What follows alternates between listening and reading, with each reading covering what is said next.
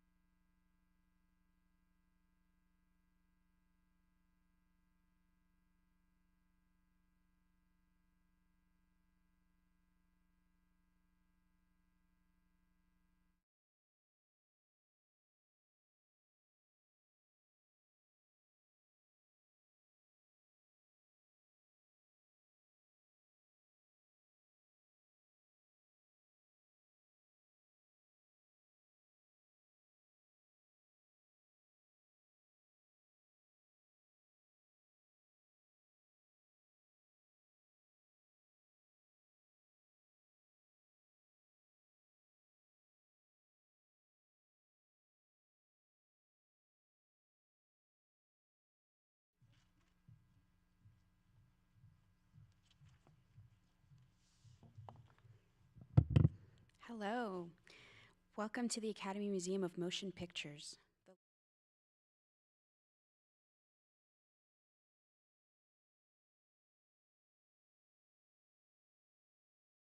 The people as the traditional caretakers of the water and land on which we program, curate, educate, convene, and discuss. We honor and respect the Tongva ancestors and the Tongva community today, which continue to nurture this land and water through traditional practice, activism, art, and education. We also acknowledge their continued work to safeguard cultural resources. My name is Sari Navarro, my pronouns are she and they, and I am the coordinator of film programs here at the museum. Thank you for joining us in our David Geffen Theater for the Animated Short Film Nominees panel, presented as part of our Oscar Week programming. Before we begin the panel, public programming for 2023 Oscar Week is made possible by the Ruderman Family Foundation, which promotes authentic representation in the entertainment industry and full inclusion of people with disabilities throughout all sectors of society. I would like to thank our ASL interpreters who will be assisting today. Their names are Ajamu Brown, Samantha Smith, and Alexa Harris. Now, please help me in welcoming to the stage Senior Vice President of Member Relations, Global Outreach, and Awards Administration, Tom Oyer.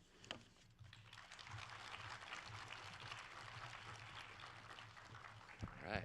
Hello, everyone. How are we? Thank you for coming today. I hope you all enjoyed those of you who saw the animated shorts earlier today or this afternoon. Either way, I hope you enjoyed them. I'm here representing the Member Relations and Awards team, and I want to just kind of, we have our 5 animated short film nominees today, and so I think the question comes up is how do we get here? How do we get these 5 nominees? So I'm going to give you a little overview of the process. First step, films need to qualify. So that in order to qualify for the animated short film category, there's 3 different methods for qualification. One is they can either do a 1-week qualifying release in theaters. Second is we have a qualifying festival process by which animated short films that win specific juried awards at a number of festivals qualify, or they win one of the medals at our Student Academy Awards. Throughout that process is how we have our eligible films.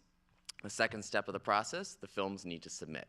They do their submission process to submit the film, how it qualified, and provide that to the Academy. I need to give a special thank you and shout out to Michael Benedict, Lauren McPhee, and the others on the team who handle the submission process, and without them, this category would not be possible.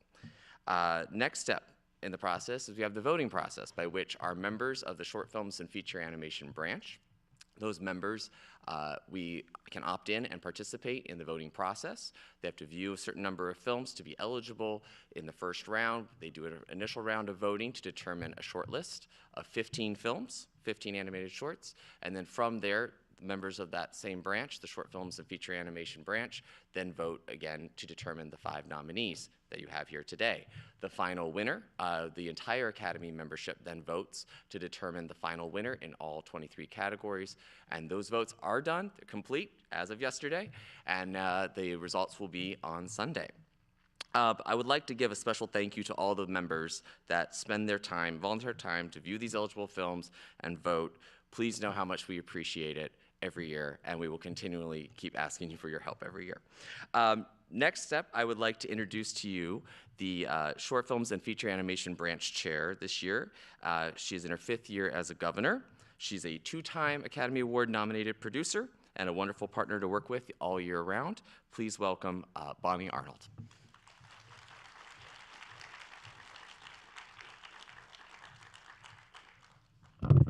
For the short people here. Welcome, welcome everybody today. It's great to see you all here, and I just want to say, a big thank you on behalf of the 3 Short Films and Feature Animation Branch governors, myself, and John Bloom and Marlon West. We are just so glad to have you here in this event, be having this event at our beautiful, beautiful museum. And thank you, a special thank you to all the Academy and museum staff for helping make this possible today. We really appreciate them. I know you're excited about the program, so let's get going. I'm excited to introduce to you our moderator this afternoon.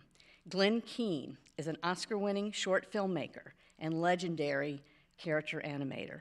For 38 years, he worked at Walt Disney Feature Animation, where he designed and animated some of our most beloved characters in The Little Mermaid, Beauty and the Beast, Aladdin, Pocahontas, Tarzan, and Tangled.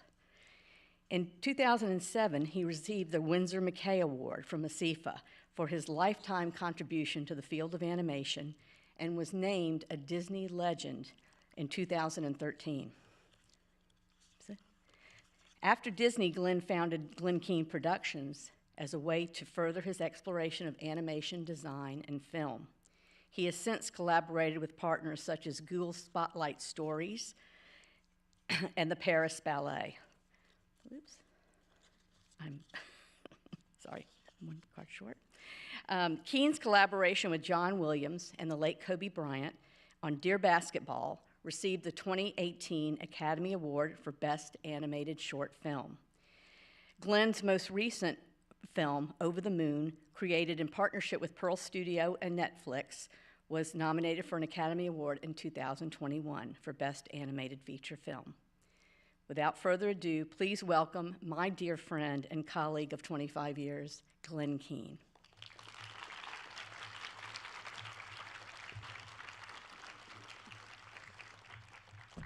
Thank you, Bonnie. It's being back here. I was here in 1975, but it wasn't the Academy, it was May Company.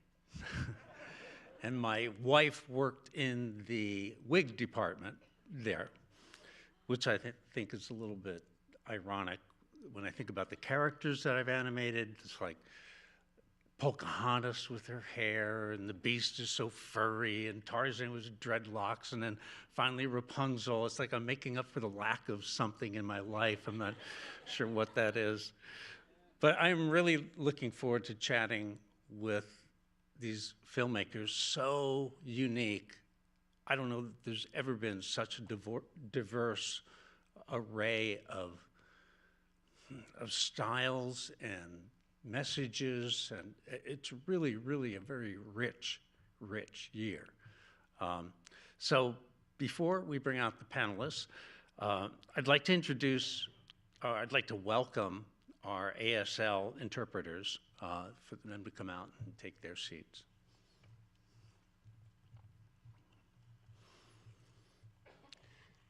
And then what I'll do is go ahead and start to bring out the panelists from alphabetical order, seating sitting down. So we'll start with an ostrich told me the world is fake, and I think I believe it, with Lachlan Pendragon.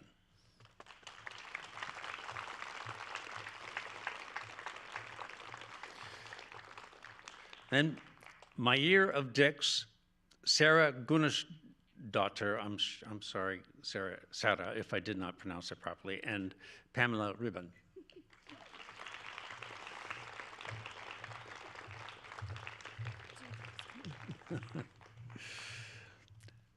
And then for ice merchants, João Gonzalez and Bruno Caetano.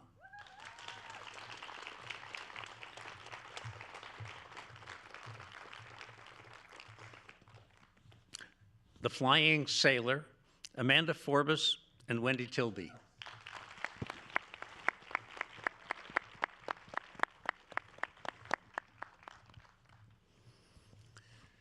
And then the boy, the mole, the fox, and the horse, Charlie Mackesy and Matthew Freund.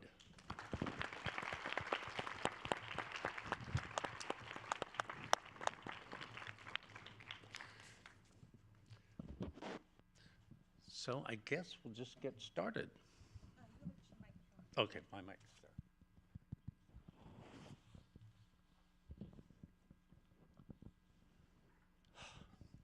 Wow, how exciting. Film is done. I mean, it's quite an accomplishment just to finish a film, much less to have it nominated for Best Animated Short. I know how difficult it can be to actually get something produced and presented to the world the way you have, and I just want to congratulate each one of you for accomplishing something truly remarkable, particularly in this time of COVID and all of that, adding more weight on already creatively burdened shoulders. But I'd like to go around and just ask questions for each one of you. How did the team get together? Each of these little groups of teams, and poor Lachlan, I guess nobody wanted to work with you, huh? We'll get to that, find out why. So, Matt and Charlie, am I going in the right order here? I'm hoping that I am. Or am I supposed to go with Lachlan? It's your choice. Okay. Lachlan. Yeah. Yeah. So tell us about your team. I mean, it's a very, very much a one-man show in many ways, but I know that there are other folks that are your right-hand people. I came to this as like a research project, so I had two supervisors that I'd worked with before, and so like for my undergraduate degree, so there was already that kind of trust there where we could kind of hit the ground running, and so they were kind of the collaborators, and we'd meet weekly and sort of discuss ideas, and that would help elevate things to the next step, and that was sort of the team that was there the whole way for the project. Yeah. And so how long did you guys work together? For this project, it was 3 years. Wow. Oh, thank you. Congratulations. Wow. So Sara and Pamela. Well, so I wrote a lot of notes to boys in high school, and I kept all the first drafts. So that's where this begins. So 3 years, that's good, but this is 30-something. But so, no. And then I published them in a memoir, and FX had approached me about doing something in an animated space that was more independent and personal, and they thought this might be a good fit to talk about a young woman's fantasies and play in the genres of animation, and I was so excited about that. And once the script was greenlit, I was sent a few places that we might be able to afford, and as soon as I saw Sara, I fell in love with her work. She had been recommended to FX by Jeanette Janine, who ended up becoming our producer on this film. And so we all met on a Zoom one day. We were making this thing together. Sara? Yeah, and when we started working together, me, Pam, and Jeanette, we've spent 4 months in pre-production, 10 months with artists, and then 4 months finishing up. Wonderful. Yeah, what bold courage to make this film. Yeah, That congratulations. seems like a different question. Thank you. And so, João and Bruno, how about you? How did you find that connection? Yeah, so very much like Lachlan, my film was also started as a graduation film from Royal College of Art. What we did, I kept working on it after graduating, and that was when I was able to find amazing people like Bruno or Alanunu, and as a team, the film, very luckily for us, got funded, and we went through with it. So it was also a very small team. For example, an animation team was just me and Alanunu, and we worked through roughly 2 years with some pauses in the middle because we're also taking some commissions on the side. But I would say the entire production would be like roughly 2 years, I think. And Bruno, were you involved in producing before this film? Yes, I'm also a filmmaker, so I met João because of Ala in a festival where you usually meet all the great animation people. And we hit it off immediately. And then just a few months later, João was trying to get his school film, in a way, produced. And we told him about Cola Animation, which is our production cooperative. And he joined us, and we started working together ever since. And we've been, João also, besides this film, in those 2 years, he also did other films and some commission work. So we just try to help each other out as we go along. But the person responsible is sitting right there at Alanunu. She's a great animator. She's the co-animator of the project. She animated about half of the project as well. Fantastic. Thank you. And Amanda and Wendy, oh, there you are. Yeah. So how about you? How did you two connect? Amanda and I have been working together almost 30 years, actually. And we've known each other almost 40 years. Wow. So we go way back. We met at art school in Vancouver, British Columbia. And we immediately, I think we recognized that we had a sympathy with each other. We had a similar likes and tastes in film. We had a similar sense of humor. We just got along. And about 10 years later, I was starting a film called When the Day Breaks at the National Film Board in Montreal. Amanda came to work with me on it, and we've worked together ever since. Wow.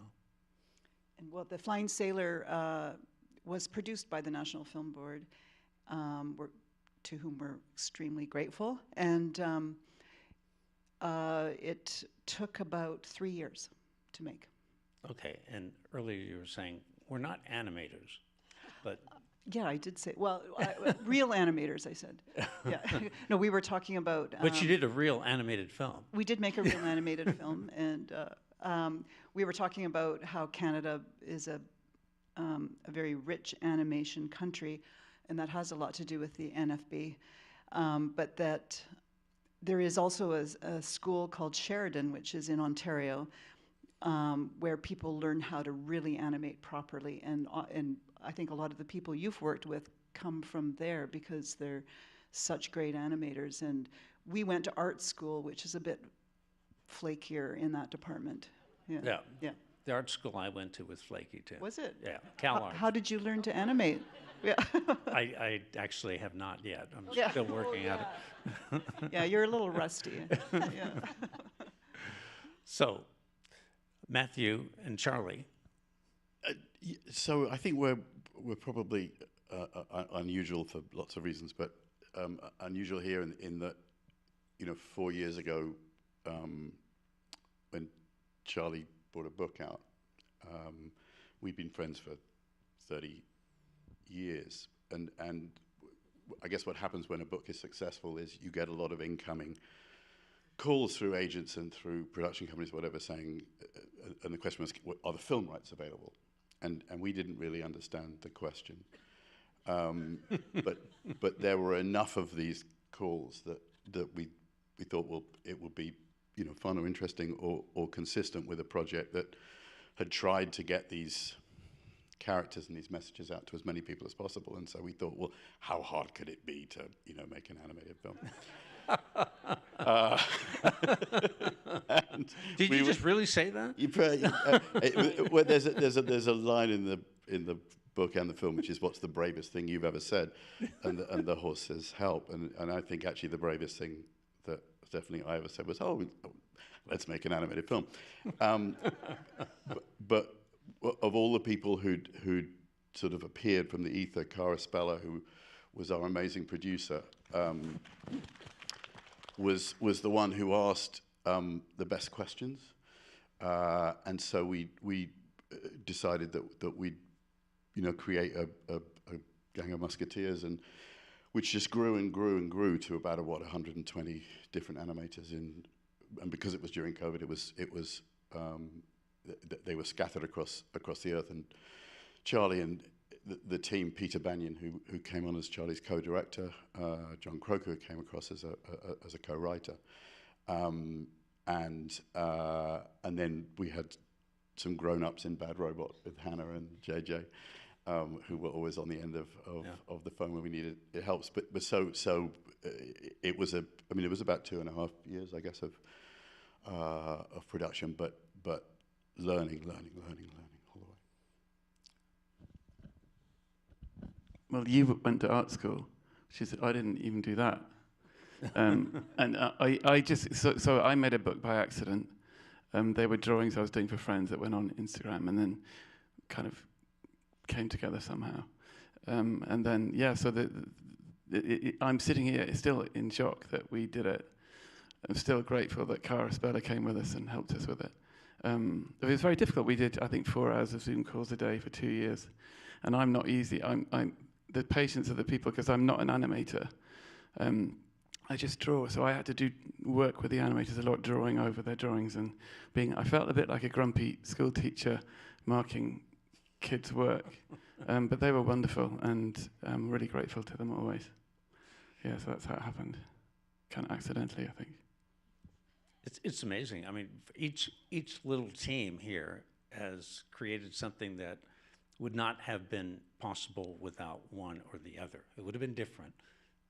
There's a uniqueness to what you've created. And when I'm watching the film and anything that I'm working on, I always feel like there's a white hot center that I'm always drawn to, like, what is that moment that the angels sing when you're watching the film? And I felt that with each of your films. It's not a wonder that they are each nominated, because they each have those moments that stick with you, and they hit you, and they hit you hard, and long after you reflect on it. So, I mean, Lachlan, when I think of yours, for me, I'll tell you what I think, and you can tell me, yeah, that's so wrong. It's not at all. But for me, it's when you're very appealing, identifiable guy that everybody's just like, oh gosh, that poor guy. You made him relatable. But when he falls into that bin of face parts, to me, that was like, it all came together at that moment, and it was about identity and who am I, and all of the questions fit together at that point. That was how it was for me. I mean, what was it for you? Yeah, definitely that character was the following that character through the film, and he's sort of in this place where he's stuck and doesn't know where his life's going, doesn't know who he is, and so. Yeah, he's trying to search for that, and then at the same time realizing that his world is stop motion, and then that's a great sort of lens to view it through. And I think that is a really powerful moment where he's sort of crumbling, literally, as he lands into a tray of his own faces. This is the puppet here that I brought along with me today. Yeah, don't sit on him, please. And so, So Sara and Pamela, what for you? Let me just give you my opinion. There was at the end of so many awkward moments and such squirming, like, oh gosh, why can't she see who she is? Why does she have to put her, value in what somebody else says? And at that moment when the guy who everybody through the whole film is seeing, can't you see the guy in front of you values you? At that moment where he becomes vulnerable, literally naked, it all just came together in sweetness and authenticity. And it was like, that was the angel singing moment for me. And how was it for you? Were there other moments like that? I think you should start. I think that was also my favorite part of the story, and when I read it, and I thought it was so smart how Pam led us up to this moment. I think she did it in a way that we don't necessarily see it coming, and that's why it's so sweet. No. And I love the fact that she's been thinking so much about sex and physical relation with other people, and not really making a distinction between that and feelings, or I don't know. And then in the end, it isn't about their bodies. It's like she's putting the clothes on, they're not taking clothes off. And there's something just so really beautiful about that. So it's up here, Thank you. Yeah, there's no base for where they reach at the end together. I'm always surprised when people assume that she's losing her virginity under there. It would have never occurred to me. Thank you. But it's a different one for me because it has more to do with the power of animation. But I had a lot of imaginary friends growing up. I don't know if you can tell. And the moment in the janitor closet when he says, "He is not me, you are me, regrettez-moi and run."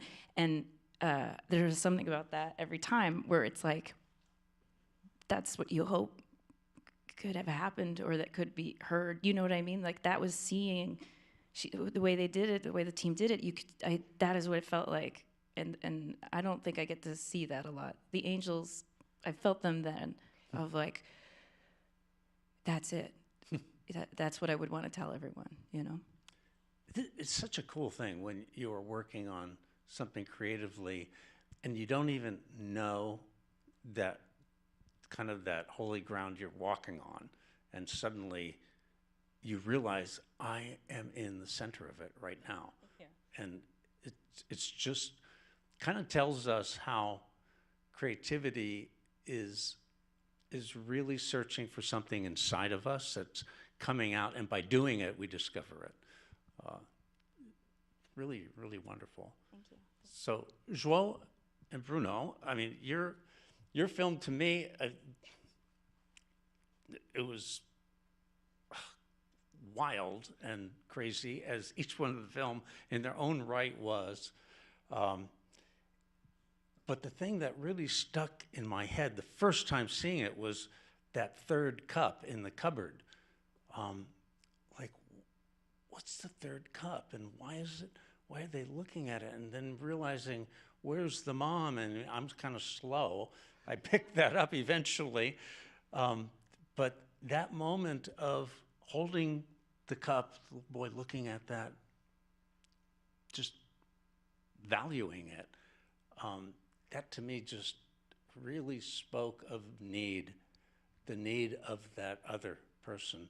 But perhaps there was something else that spoke to you.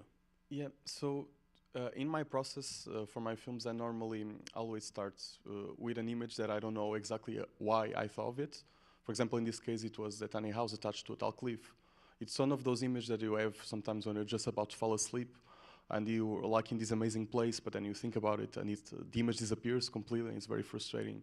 So I like to pick those scenarios as starting points, and then using them as metaphors to talk about things that concern me and that touch me. So I knew that this film was going to be a film about loss. It was a topic that I wanted to cover. And it's interesting because a lot of the objects and nuances of the film and the narrative are something that I find along the way. Because my pre-production is a lot about imagining that house. I start to write a lot about it. I start to draw the house from any angles, the inside. I start to compose the film soundtrack. And when I have all of these working together in the pre-production, more concise ideas of objects or things that could happen on the story start to appear. So both the hats and the mugs were something that I started to imagine the more that I was living inside of that house virtually. That's the only way that I could do it. And but yeah, it's primarily a film about loss, and the mug represents the mom, as you know, as the hats also represent their daily life and how, you know, their routine, that those small rituals that they did every day, like those silly jokes in a way, each day by day grew their foundation of their, relationship, human relationship, stronger every day, just by living their lives and being close to their close ones. Through the whole film, my stomach is tense and tight, and everything was precarious. I wrote precarious down when I was watching it. It just tension and, yeah. I mean, just by visually staging it that way is remarkable. Thank you so much. Bruno. Well, João said it really well. I will not add to that. I will just say that when João first introduced the film, I had seen his two previous films, and I immediately told him, well, this film is very different from your previous two films. It's a lot more heartwarming, even though it's about loss. It's about people and connections, and that, in a way, I related a lot to it. And then COVID started. This was all mid-COVID when we were producing the film, and even though film is about loss, and in a way it's very sad, it was something that was bringing us great joy to be able to do. Every day we would get new shots coming in, either from João, either from Ala, and these were the highlights of a very weird time, and nobody knew what was going on, but this film kept us as a team. And I was in Lisbon, João was in Porto, Ala was in France, and we were all separate, but in a way we held each other together. So that felt really good. It was like a little safe harbor for everyone. It was nice. It was a good process. Great way to put it. Yeah. So this idea of the flying sailor, I have to laugh at every one of these because they're so unexpected and fresh, and it's what animation should do to you. It should just make you shake your head and go, what? Wow.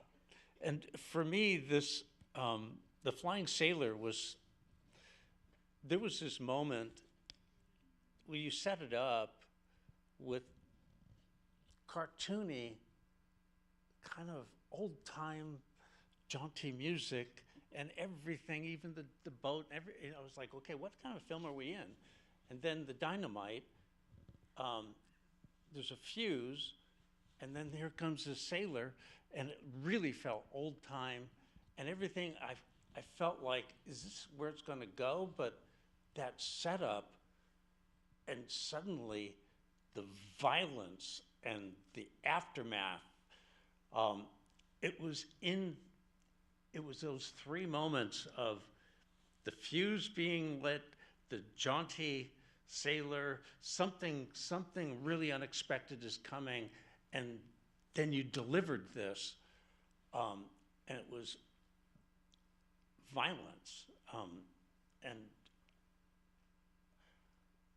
emotionally, I was really just hit with something like, I don't know that I've ever been hit with anything quite as like, what in the world happened there? I mean, the angels were shouting. They weren't singing necessarily right there, but then, I can keep going. But what about you? How did you feel? Well, that, we considered for a while just how different to make the prologue from the body of the film, because we really considered the film to really start at the point of the explosion. But we ended up going with that cartoony style at the beginning, partly because it's suggested just boxes of TNT. What are you going to do with that? You think Wile E. Coyote right away.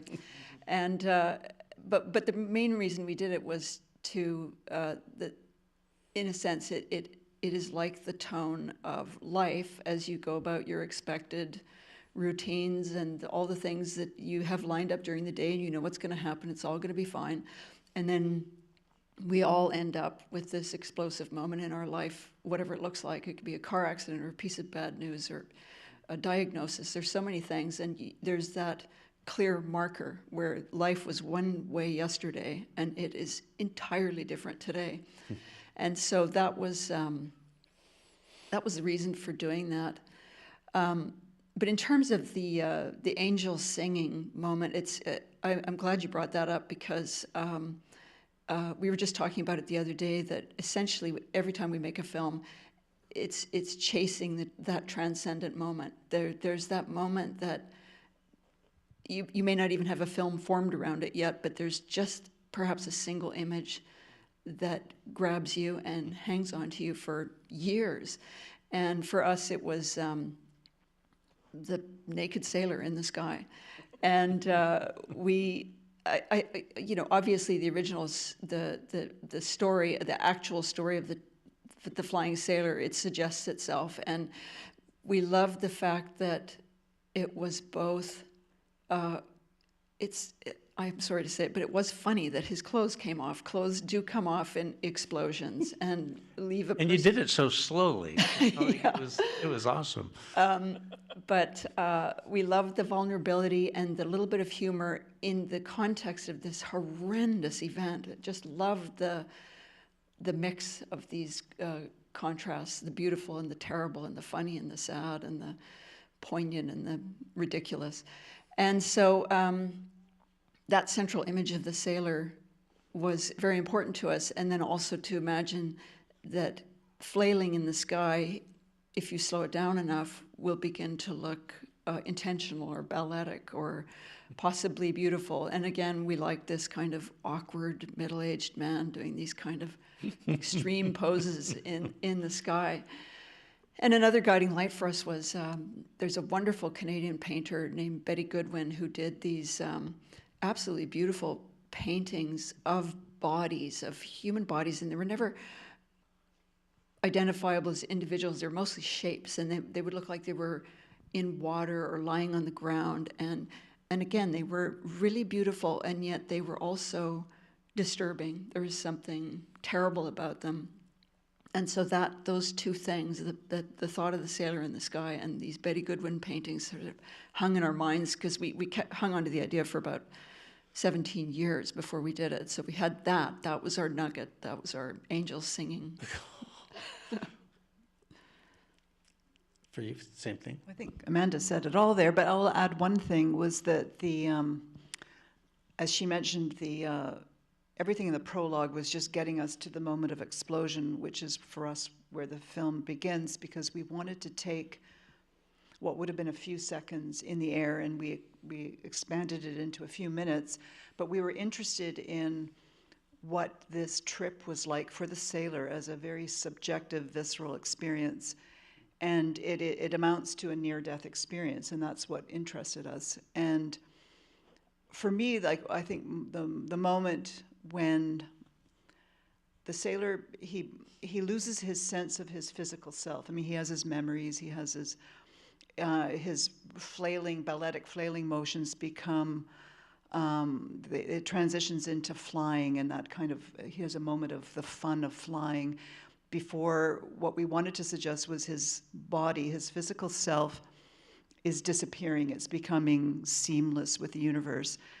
And there's a moment when it becomes outer space, and it's the white light, and people really do report white lights, and exactly what I'm talking about, that loss of physical self. And for me, that's the moment of this kind of life is profound. His life is profound to him, but it's also, you become one with the universe. It's kind of insignificant in the grand scheme of things. And that's what we wanted to suggest with these, becoming an atom, becoming a particle, becoming nothing. And we didn't want it to be horrible or depressing. We wanted it to be comforting. Not everybody might find it that way, but that was one of our thoughts.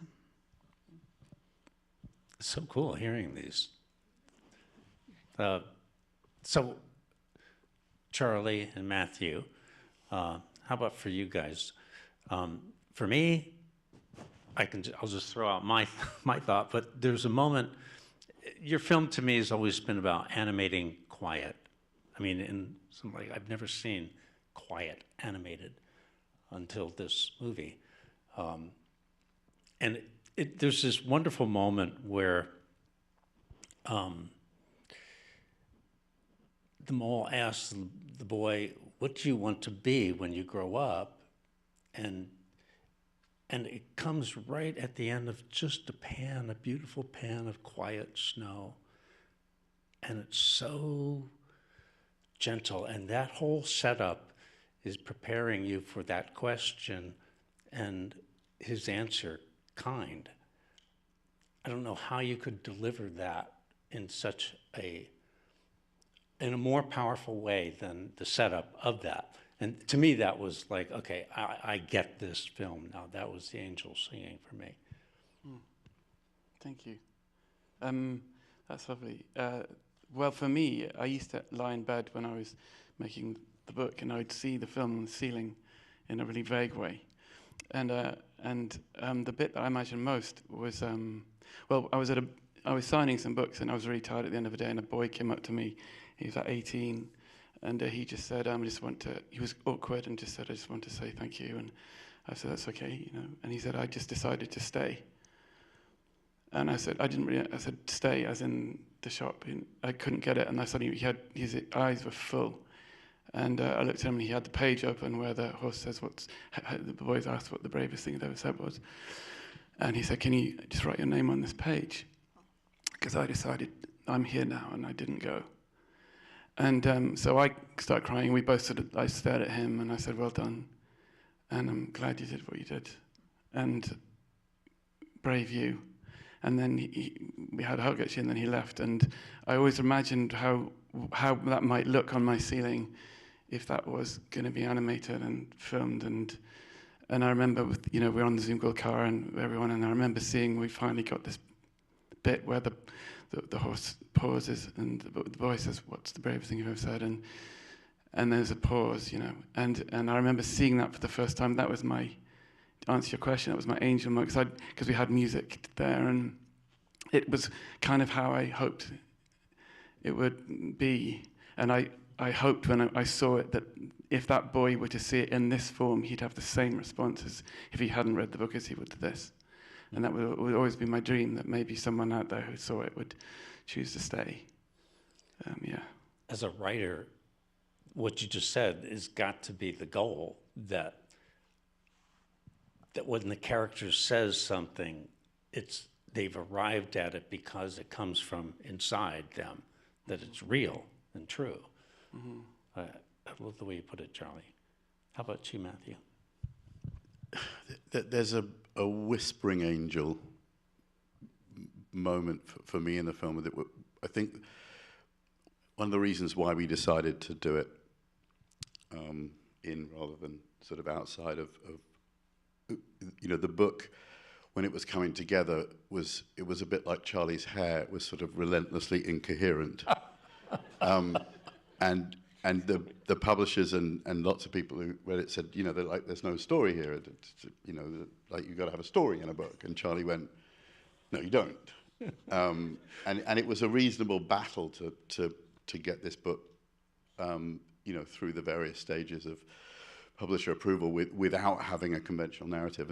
And so because we wanted to make a very faithful version of certainly the spirit of the book and the purpose of the book, that we didn't want to have jeopardy, you know, the sort of conventional ingredients of a story. And it was actually my annoyingly clever brother-in-law, Richard Curtis, who said that the boy is lost. And so there's that one moment at the beginning of the film, literally right at the beginning, and he says, "What are you doing here?" He says, "I'm lost." And that, for me, is the Whispering Angel, because it actually allows you to track the rest of the film and go from, you know, scene to scene, which isn't conventionally an unfolding story, but you have a sense of why they're there, or what the journey is. So yeah, Whispering Angel. And just as a comment for the animation of that was, you knew that he was lost just by that acting that was so clear, and then the comment of being lost just resonated true. Yeah, I love that you said that. I mean, the animators are so great, and we're trying to embody vulnerability, fragility, almost like you wanted to hold him if you saw him, you know. And there's a lostness in his physicality. Yeah, definitely.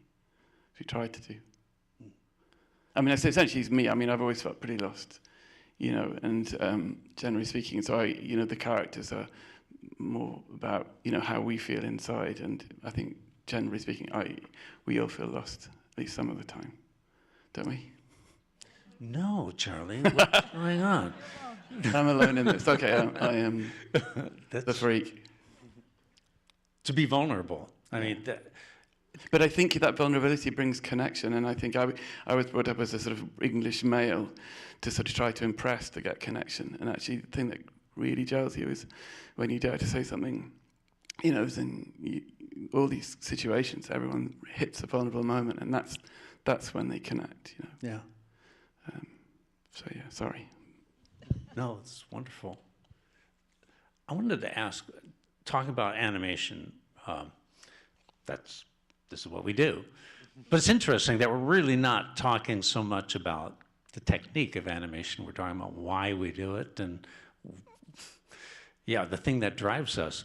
But on my year of Dix, I was amazed at the way it was animated. You embraced live action unabashedly, not even worrying about just how carefully every line was done there. You just went with performance. And so I'd like you to talk just a little bit about the acting, the actors that you used, and the choice to do that style was really remarkable. Well, I think where it begins really is Pam was playing with this idea of movie genres for each chapter. And when I read this, and I thought, oh, I get to do this. I get to bring a group of my favorite artists, and we all get to have all of our own amazing art within one project. That was the most exciting for me. There were 7 animators on this outside of myself. And I wanted all amazing animation artists and filmmakers in their own right, independent artists. And I wanted them to bring their aesthetic and their sense of art to each chapter. But then I thought, I just want the baseline to be very natural, so that when we go away from that and allow the animation to take flight, like that's where the poetry happens. And I was thinking, since they're all already lending Pam their own way of drawing, I wasn't concerned about that coming through in the natural way of moving Pam around and all of them in that foundation of the animation. So I was like, yeah, we're like, it's not a very big crew, and we're just all gonna be part of this little Pam. Like, we're all lending her some sensibility of ourselves. And I think also maybe a little part of it was that I had never tackled anything this big. And very much used to working within a live action production, doing animation within live action productions.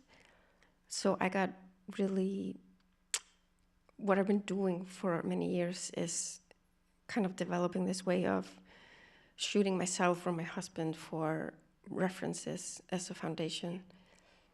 And then the design of the people or the characters I'm working with are always or usually based on real people or actors.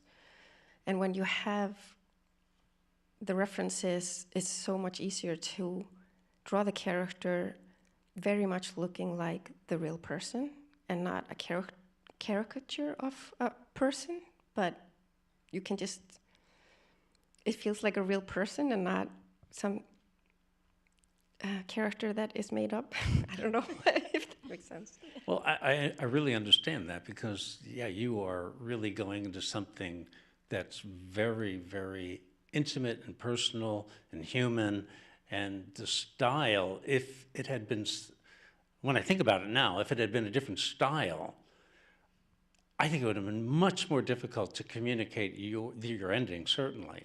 And you also, I think traditionally when you would do a more traditional, maybe like a King of the Hill or whatever, she becomes the butt of the joke very, very easily. And the way that Sara does this with character and performance capture, you cannot pretend that's not a person. You can't laugh at her. You're totally going through that story with her and her point of view. Yeah. And then I think also part of it was also, I was like, oh, I'm tackling this 25 minutes. It feels like a lot of animation. But I had a really good team, and I was just like, I'm gonna get an ulcer if I start worrying about line and stuff. Like, I was just like, details, I'm just gonna throw them out the window. Like, as long as we see the actors and the characters, then it's them. Then it's fine. It's all about the performance. And it makes them look as uncomfortable as it feels. You know, like sometimes Pam turns her head and I'm like, that's not my nose. But like, that's how it probably felt my nose looked like when I turned to that boy at that moment. And so it really, I think, is adding to the squirmy and that in that way. Yeah. Yeah, squirminess. And also wonderful quality to get. And also because it's about Pam when she was 15. And she had all these wonderful home videos from that time, which wasn't common back in 1991. But she was shooting herself on a VHS tape. And I was like, oh, this is talking to the youth today who's just doing this all the time. Wow. And I was just like, it's perfect to just have Pam be Pam. And I had, she was right there, and we could just shoot her face as much as we wanted. So, yeah. Well, thank you. In contrast to your style, João, your style is an entirely different thing, and they both reflect so much about the story. Can you talk about your animation style and design that fit into the film and story you were trying to tell? Of course. I would say, like, aesthetically, my film is very much inspired by the way I always like to illustrate on my graphic book or everything. And looking back, I think there's a logical reason why I like specific aspects of what I tend to incorporate in my films. For example, for a long time, I considered going to architecture. I was very drawn into drawing landscapes, buildings, way before starting to draw characters. So I think a lot of my love for perspective that I try to incorporate in the film comes from that as well. When I started to draw, when I was earlier, way back in the days, I was always very interested in shadows and making things pop up more three-dimensionally initially from the paper and then to the screen. So I do that in the film. I was always very interested in limited color palettes as well. So my challenge as a director, I feel, is always trying to find a way of incorporating, things that please me aesthetically, but also making it work conceptually with the film in a way that both enhance each other.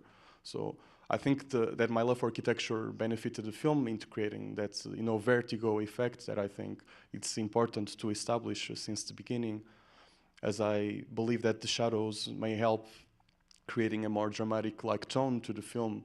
And I also, in terms of the color palettes, I not only enjoy the colors, and I spend a lot of time, like, although there are only like 4 or 5 colors, I spend a lot of days like trying to get exactly the specific tone of each one. But to its core, it was a way of, for me, contrasting the warmer colors and more humane colors of both characters and the house, contrasting with the more harsh colors of the outside and the environment, rough environment they live in. So yeah, it's always a challenge for me trying to combine those two.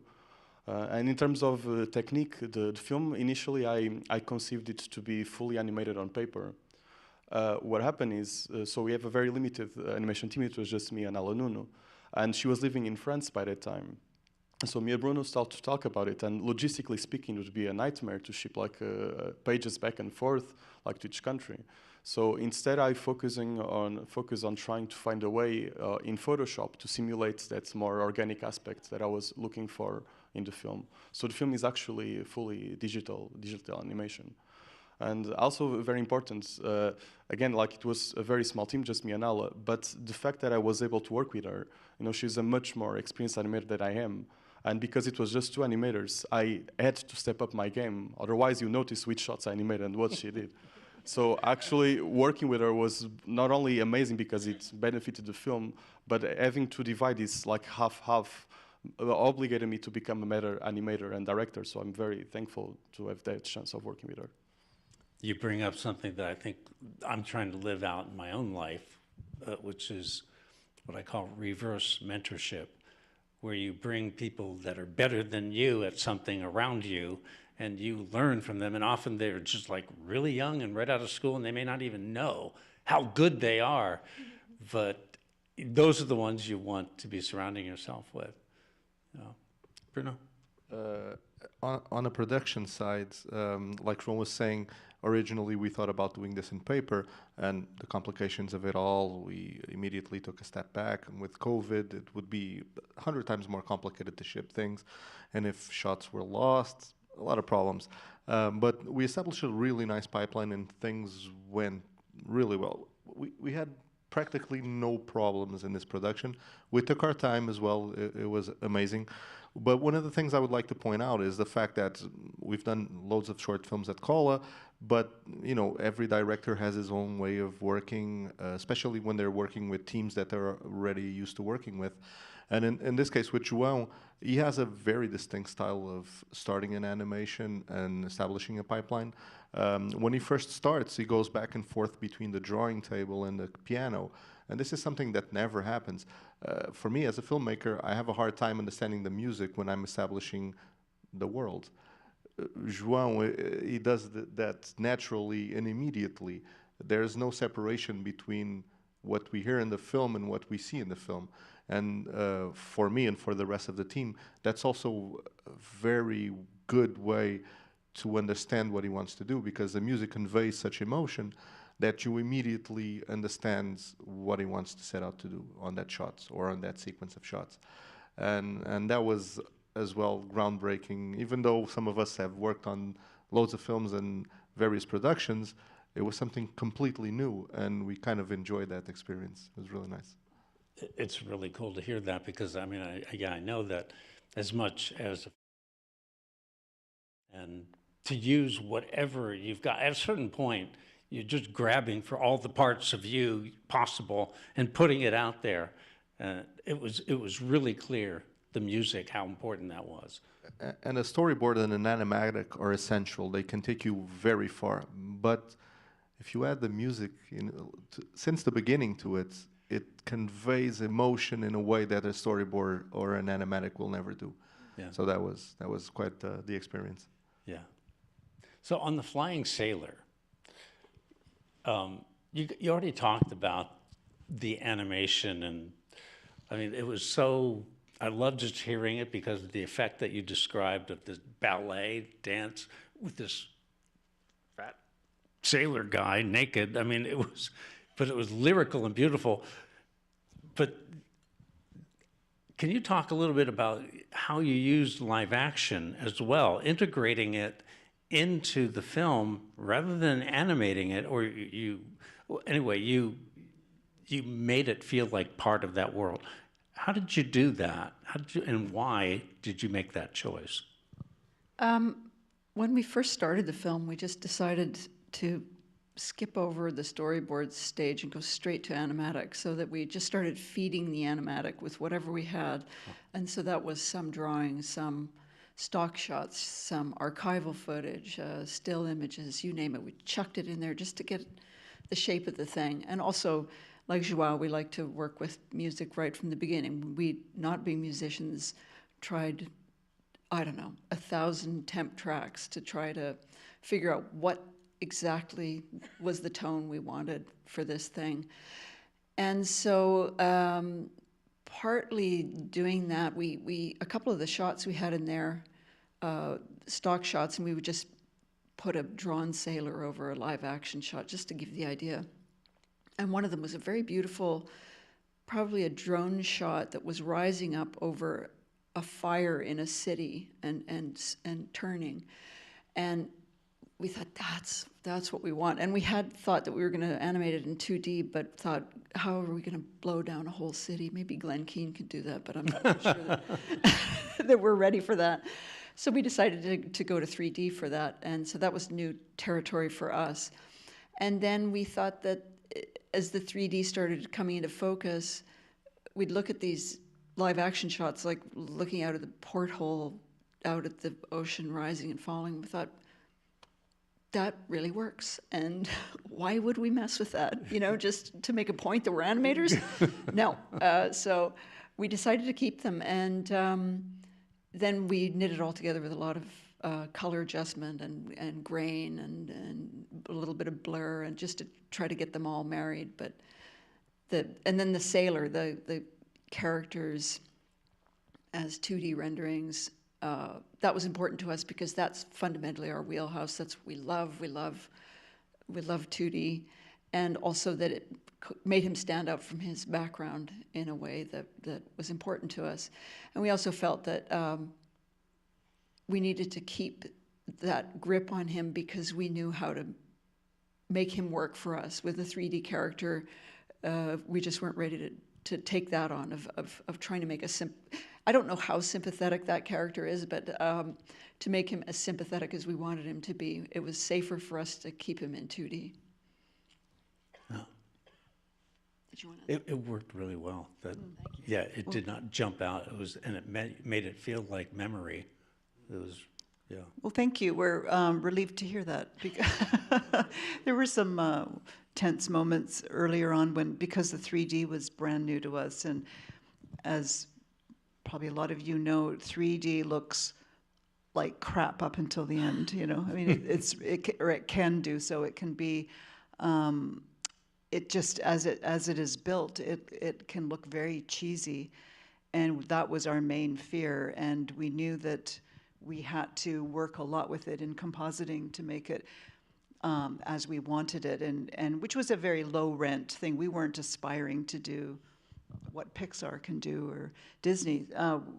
You know, we were looking at model train set sort of aesthetics for what we were doing, but still we just thought, okay, if a bit looks bad, we just threw more smoke at it, or chunks of debris or something like that to cover it.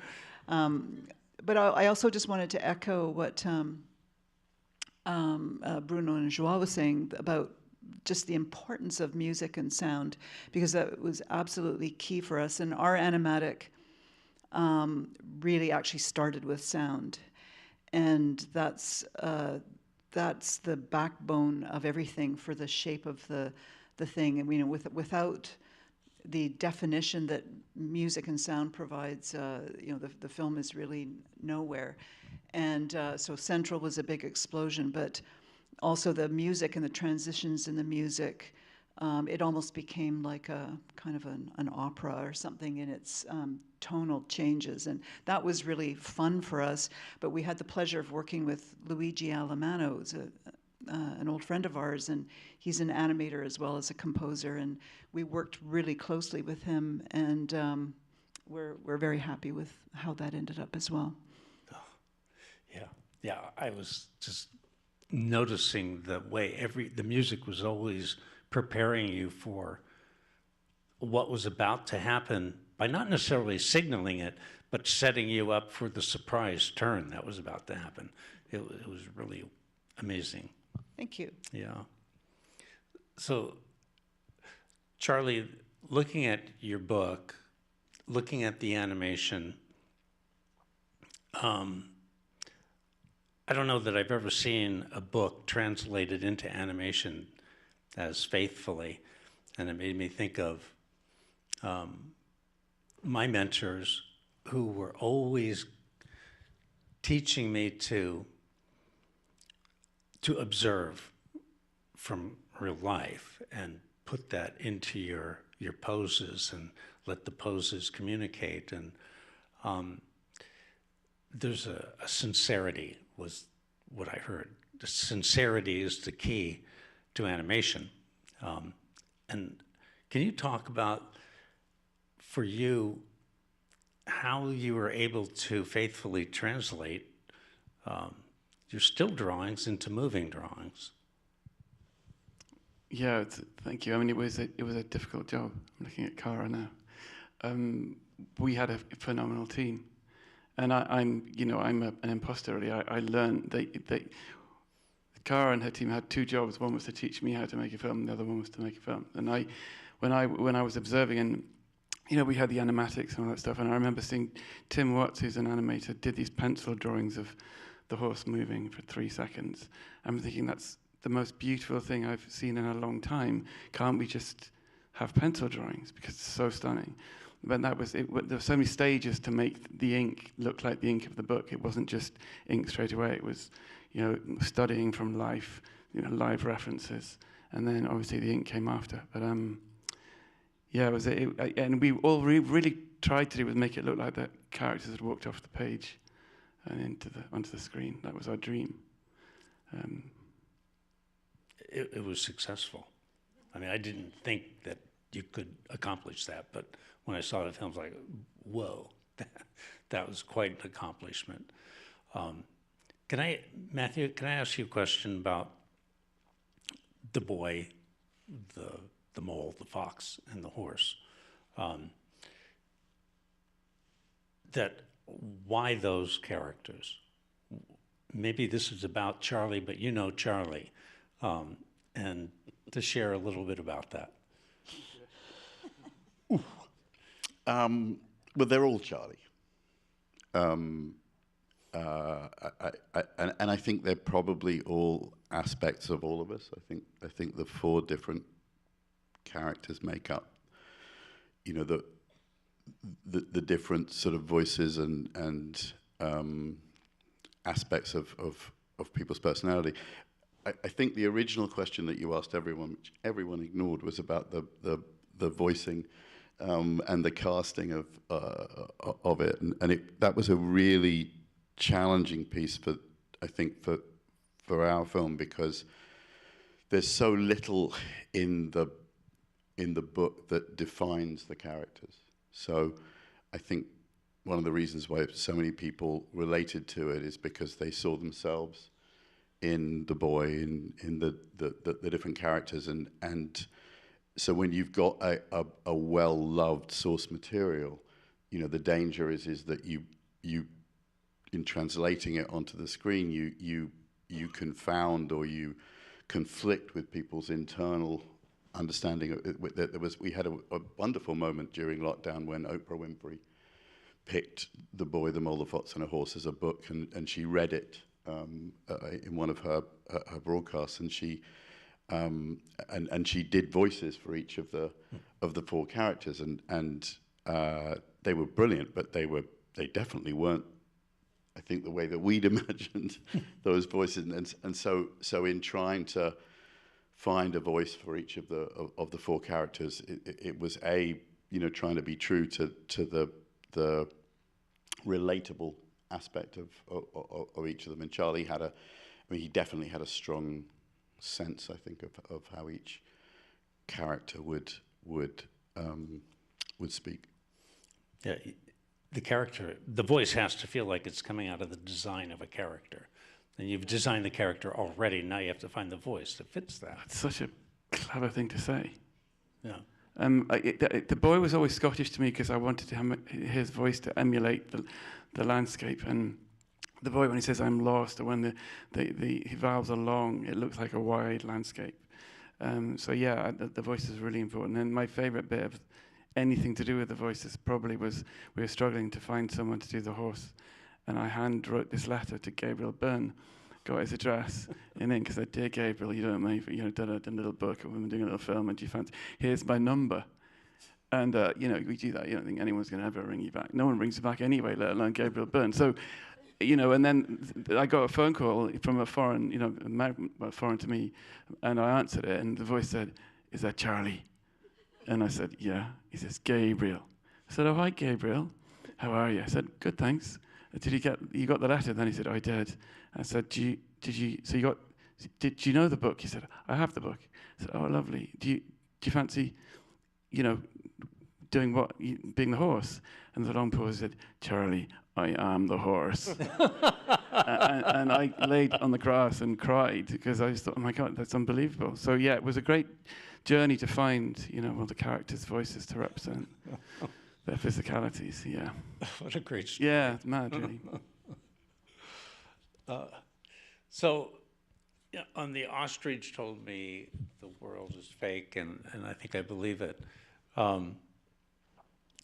You've got a character there that is so uncomfortable in his world and confused, and you've set yourself up for quite a challenge to hang on to that, where am I, what's going on, in animation, much less with stop motion.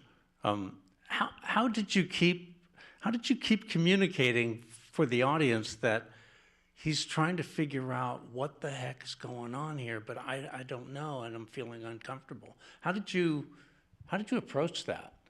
I think there's obviously a lot of myself in there. That kind of naturally helps sell that character. I did the voice, I did the reference footage, and then animated it. So there's no doubt a lot of myself in there. And so yeah, I think that was kind of the important part of being able to connect with that character very quickly. And so you kind of invest in them, and then when all this other stuff happens, you care for that character. And when we later see it sort of plopped in the bin as just this lifeless puppet, you kind of go, oh, because you've spent all that time with them. And so I think that was the kind of place I was trying to get to, and yeah, that's why I spent a lot of time making sure we kind of felt for him and for his story. Yeah.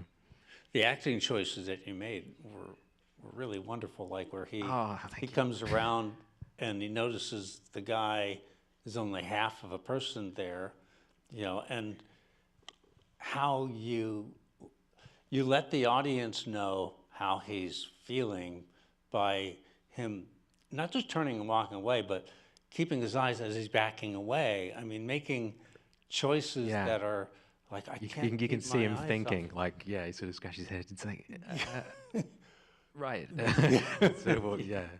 Yeah, I love that sort of stuff, and figuring out those idiosyncrasies that's helped sell a character. I can see lights flashing, and it means that I've forgotten how much time has passed. And people are going like this. It's mesmerizing.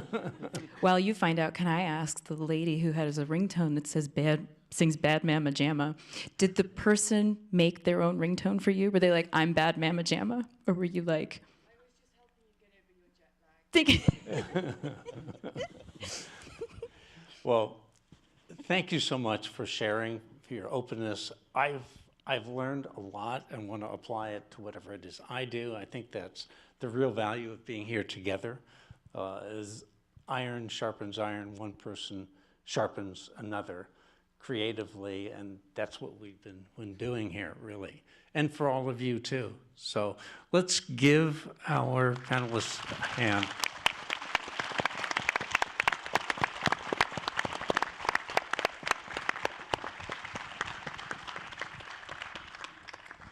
Thank you. Now we sit up here until somebody tells us to leave.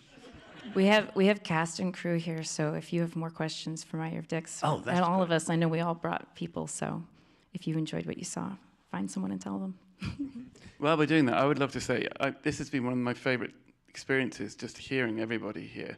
And everybody's got these such beautiful stories. And I kind of feel maybe every year the Academy, well, I don't know how often they happen, the nominees, but we should all kind of make a film together.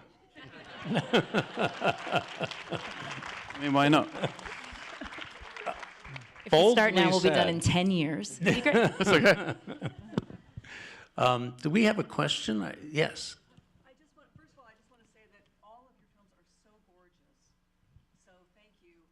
And Charlie, I'm glad to meet someone else with my hair. I'm so sorry for you. I know. We'll talk. I go to Griffith. Hi, Myrna. Yeah.